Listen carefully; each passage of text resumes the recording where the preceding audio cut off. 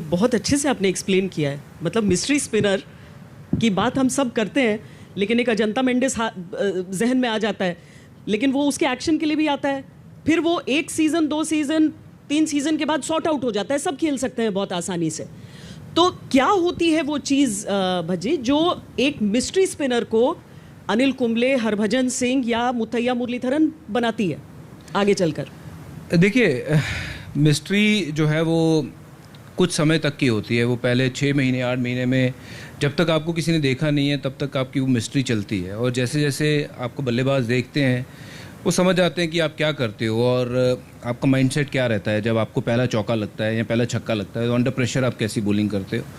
तो गुण तो ज़रूर होने चाहिए आप में मिस्ट्री वाले, या फिर नॉर्मल अगर कन्वेंशनल स्पिनर भी हो, अगर गुर्दा नहीं है ना तो आप बॉलर नहीं बन सकते हो। वो कोई भी स्पिनर हो, गुर्दा होना सबसे ज़्यादा ज़रूरी है। और मेरे में शायद बाकी और चीज़ें कुछ थी नहीं थी, बट मेरे में गुर्दा था। मैं लड़ता था ग्राउंड पे जाके कि हाँ मुझे मैच जीतना, और उस मैच जीतने के लिए obviously I used to do every possible thing कि जो मैं अपनी कला में उसको और बेटर करता था। हर बार प्रैक्टिस करता था। पहले अगर मैं 1 घंटा प्रैक्टिस करता था तो 1.5 घंटा। तो मिस्ट्री एक ना एक दिन पड़ी जाएगी। वरुण की भी अभी मिस्ट्री जो है वो कुछ दिन और चलेगी और उसके बाद पकड़ी जाएगी। But obviously it will come down to him कि how he will evolve his game, कि अपनी गेम को और कैसे बेटर करता है, कैसे उसमें नई और चीज़ें गुर लेके आता है अपनी बॉलिंग में। अगर वो लेके आते रहेगा तो obviously he'll continue to play, continue to be very successful. नहीं तो एक स्टेज आ जाती है जब आपको सब रीड करना शुरू कर देते हैं, तो फिर उसके बाद फिर आप फास्ट बॉलिंग करनी शुरू कर देते हो, स्पिन नहीं करते हो, कि आप स्पिन करवाते ही नहीं हो।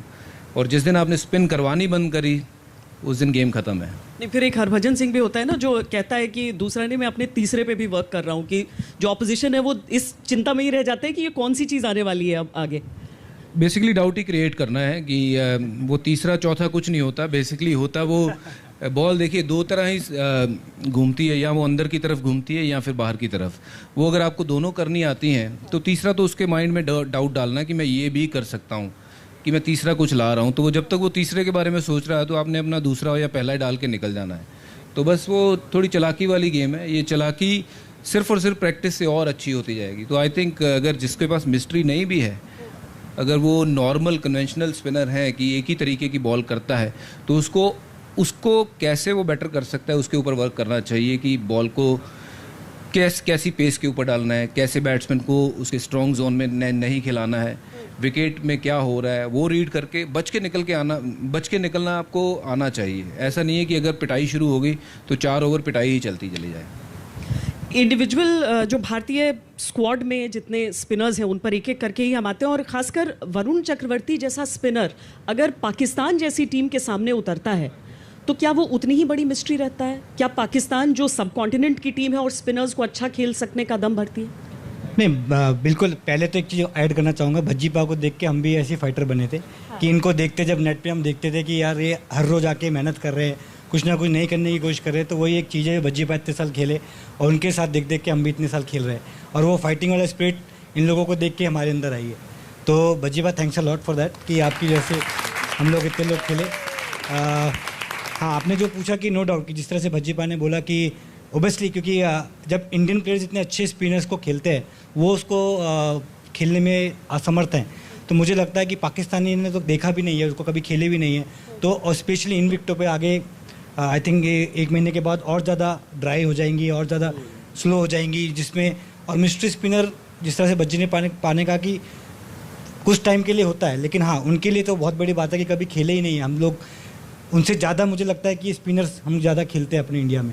तो अगर हम उसको नहीं खेल पा रहे, हमारे बैट्समैन नहीं खेल पा रहे, तो पाकिस्तान के लिए तो और डिफिकल्टी होगी मुझे लगता है। तो Pragyan, is it a myth that which team can play a spinner better? Like even Rohit Sharma had said that he has a problem in front of Varun Chakravarti. He is that good. देखिए, ये बात फिर घूम फिर के वहीं आ जाती है ना कि टाइम आप कितना देते हो सामने वाले को। तो वो टाइम जब नहीं मिलता है तो फिर डिसीजन मेकिंग उतना शॉर्ट हो जाता है आपका, तो वहीं आप फंस जाते हो। तो जो हम बात कर रहे इतने दिग्गज स्पिनर्स हैं, किस लिए बात करते हैं? क्योंकि उनके पास वो एक्स्ट्रा टाइम नहीं देते थे।